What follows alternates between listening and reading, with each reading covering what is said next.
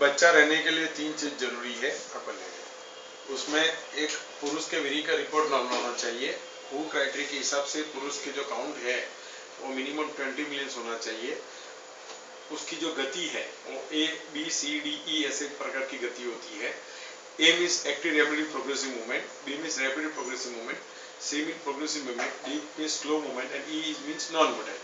A और B की जो मोटिलिटी है मोर देन 25% होनी चाहिए वो IUI में प्रेगनेंसी रहने के लिए। मॉर्फोलॉजी है वो भी 30% के आसपास नॉर्मल होनी चाहिए।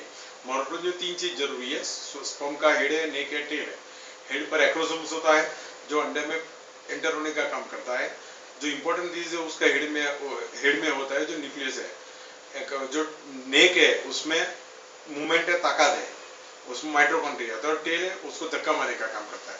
जब अंडा सुपरकस में चला जाता है तो टेल बाहर आ जाती है और हेड और नेक ही अंदर चला जाता है।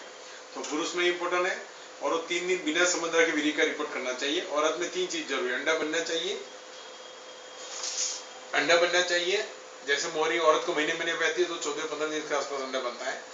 नस खुली होनी चाहिए। नस खुली होनी है बंद हो आपको HSG करके दवा डाल की फोटो पढ़ाओ या तो दूरबीन डाल के तो पता पड़ता है। उसमें भी सल्फेन उसको भी ज्यादा अच्छा है। उसमें नस की ट्यूब की सीलिया का भी पता पड़ता है। और तीसरी चीज है बच्चादानी में जाके गर्भ चिके तो बच्चादानी नॉर्मल होनी चाहिए, अंदर की दीवार नॉर्मल होनी चाहिए। जब एडिनोमाइसिस होता है तो बच्चादानी में गर्भ चिपकता नहीं है। नॉर्मली क्या होता है कि पुरुष और स्त्री में मगज में से बड़ा मगज छोटा मगज होता है, उसमें पिट्यूटरी होती है। एंटी पिट्यूटरी 2 है। एंटी पिट्यूटरी में से FSH प्रोडक्शन होता है। पोस्टे पिट्यूटरी में प्रोलैक्टिन प्रोडक्शन होता है। तो FSH है वो पुरुष में वो गुली पे काम करता है, वहां से वो स्पर्म प्रोडक्शन करता है।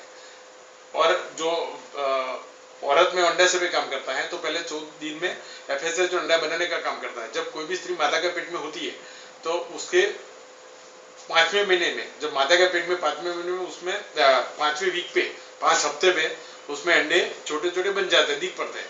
बाद में वो प्रारंभिक फॉलिकल जो फ्री स्टेज में है, पर जब उसको मोहरी चालू होती है तो हर दफे एक अंडा फूटता है, 500 अंडे सूख जाते हैं। और हर एक अंडे में 1-1 मिलियन यानी 10-10 लाख अंडे होते हैं। और हर दफे जब मोहरी आती है तो एक अंडा बनने के बाद 500 अंडे सूख जाते हैं। उससे 30 क्रॉस होता है तो अंडे की संभावना कम हो जाती है। और जब वो 35 क्रॉस करती है तो वो 50% अंडे हो जाते हैं, उसकी रिजर्व कैपेसिटी कम हो जाती है। जब उसको 40 साल क्रॉस होते हैं तो अंडे बहुत कम होते हैं, प्रेगनेंसी संभावना 30% हो जाती है।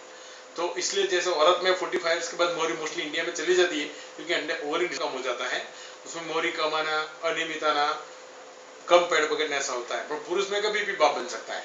तो जब अंडे से अंडे बनता है, पति पत्नी संबंध रखते, पुरुष का वीर्य हो जाता है, वहां से स्पर्म्स सर्विक्स बच्चेदानी की दीवार के बाद ट्यूब के अंदर ampullary part of the tube को शुक्र से इकट्ठा होता है, वो फलित होता है। फलित फर्टिलाइजेशन होने के बाद वो 6 सेल पे वो भ्रूण धीरे धीरे होकर बच्चादानी में जाता है और ब्लास्टोसिस स्टेज में, और 6-7वें दिन बच्चादानी में चिपकता है। तो बेसिक चीज प्रेगनेंसी में है कि भाई पुरुष का काउंट नॉर्मल है कि नहीं है, उसकी मोटिलिटी नॉर्मल है कि नहीं है, मोर्फोलॉजी नॉर्मल है कि नहीं है। औरत में अंडे बन रहे हैं कि नहीं बन रहे हैं। PCO 15% में कॉमन है, जिसमें वो रोगाभिमान हार्मोन डिस्टर्बेंस अंडे अनियमित बनते हैं, ट्यूब खुली के बंद है, वो HSG है दूरबीन डाल के पता पड़ता है, साल्फिंजोस्कोपी में अच्छा सीलिया का पता पड़ता है, और बच्चादानी अंदर से नॉर्मल है कि नहीं है। वो सब जांच करने के बाद हम ट्रीटमेंट करते तो प्रेगनेंसी रह जाती है। ओके।